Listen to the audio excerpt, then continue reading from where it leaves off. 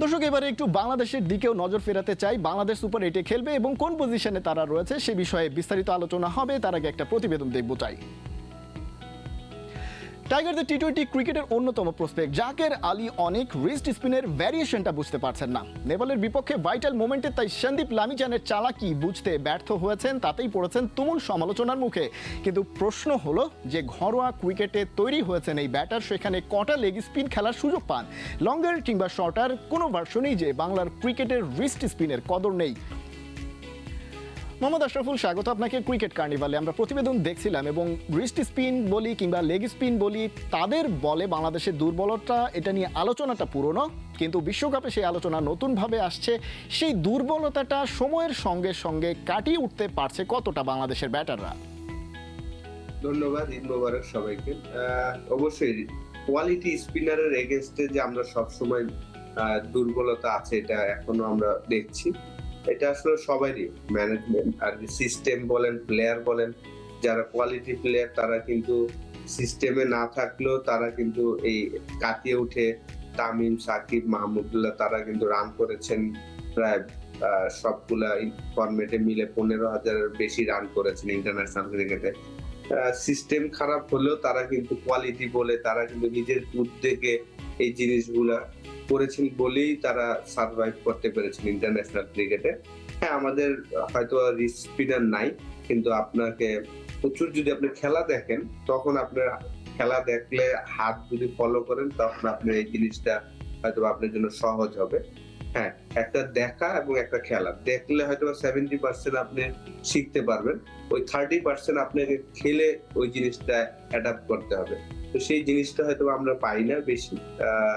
তো অবশ্যই দুইজনকে আপনি দোষারোপ করতে পারেন যে সিস্টেমে নাই, এবং প্লেয়ারকেও দোষারোপ করতে পারেন যে প্লেয়ার হয়তোবা বেশি ফলো করে না। যেহেতু আপনার অপোনেন্টের লেগ স্পিনার ছিল, আমাদের টিমও একজন ছিল, তার বল যদি বেশি বেশি খেলতো। এটা আসলে ছোটবেলা থেকে হয়। আপনি যদি একদম ছোটবেলা থেকে যখন ট্রেনিং করবেন, এই ট্রেনিং এ যদি আমি যেমন বেশি লাকি ছিলাম, অঙ্কুর ক্রিকেটার্সে বড় হয়েছি। ওয়াহিদুল গনি স্যার কোচ ছিলেন, উনি একজন লেগ স্পিনার ছিল, গুগলি করতেন, ওনার বল খেলতাম, ওনার হাত দেখে শিখেছি। ইব্রাহিম সাগর একজন ছিলেন আমাদেরই ফ্রেন্ড, সে শাকলাইন মুস্তাকের কাছ থেকে দুসরা শিখেছিল। তো তার বল খেলে খেলে আমার জন্য সহজ হয়েছিল মুরালীধরনকে ফেস করাটা। তো এইটা আপনার একদম ছোটবেলা থেকে। সেই ক্ষেত্রে মোহাম্মদ আশরাফুল, দুর্বলতা আসলে দুই ধরনের। একটা হচ্ছে বল করতে পারা বা না পারা, সেই জায়গায় দুর্বলতা। আর একটা হচ্ছে সেই বলটা ফেস করা এবং সেখান থেকে সেই চ্যালেঞ্জটা জেতার ক্ষেত্রে দুর্বলতা, ব্যাটসম্যানদের ক্ষেত্রে যেটা সত্যি। বাংলাদেশের আসলে দুর্বলতাটা সবচেয়ে বেশি ভোগায় কোন জায়গাতে? কোয়ালিটি বোলিং এর এগেইনস্টে ডেফিনেটলি আমরা যখনই কোয়ালিটি বোলিং এর এগেইনস্টে খেলি। আর এখন এই ওয়ার্ল্ড কাপে আমি যেটা বলবো যে আসলে উইকেট গুলা তো ডজি উইকেট, একদম সিম্পল উইকেট না। এখানে আপনার দেখা যাচ্ছে যে 105, 7, 115, 20 করলেই ম্যাচ জেতে যাচ্ছে। কোয়ালিটি বোলিং এগেইনস্টে এই ধরনের উইকেটে খেলাটা ডিফিকাল্ট হয়ে যায়। তো সেইটা আমার মনে হয় যে অবশ্যই আপনার যারা মেন্টালি অনেক স্ট্রং হচ্ছে, গেমটা ভালো রিড করতে পারছেন, তারাই একটু ভালো খেলছেন। দেখেন এই জায়গায় কিন্তু ক্লাসন কিন্তু 4টা ম্যাচের মধ্যে 2টা-3টা ম্যাচে কিন্তু সে পুরো টিমকে সেভ করেছেন, কারণ যা এক্সপেরিয়েন্স এবং সে সুন্দর রিড করতে পেরেছেন যে না।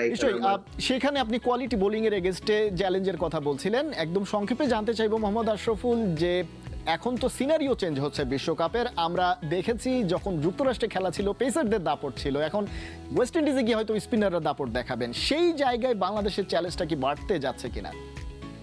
ডেফিনেটলি, যেহেতু আমাদের ফার্স্ট টার্গেট ছিল সুপার 8, সেটা আলহামদুলিল্লাহ হয়েছে। আমরা 4টা ম্যাচই ভালো ক্রিকেট খেলেছি। সাউথ আফ্রিকার সাথে আনলাকি, আম্পায়ারের কারণে জিততে পারেনি, আমাদেরও কিছু ভুল ছিল। তো সুপার 8টা ডেফিনেটলি আমাদের পুরো সবাই তাকিয়ে থাকবে এখানে আমরা কেমন ক্রিকেট খেলি। আমাদের গ্রুপটাও স্ট্রং, আফগানিস্তান, অস্ট্রেলিয়া, ইন্ডিয়া, 3টা টিমই খুব স্ট্রং টিম। তো অবশ্যই আমি আশা করবো যে আমরা বোলিং ইউনিট তো চমৎকার করছেন লাস্ট 4টা ম্যাচে। সো ফার ওয়ার্ল্ড কাপের বেস্ট বোলিং আমরা মনে হয় করছি।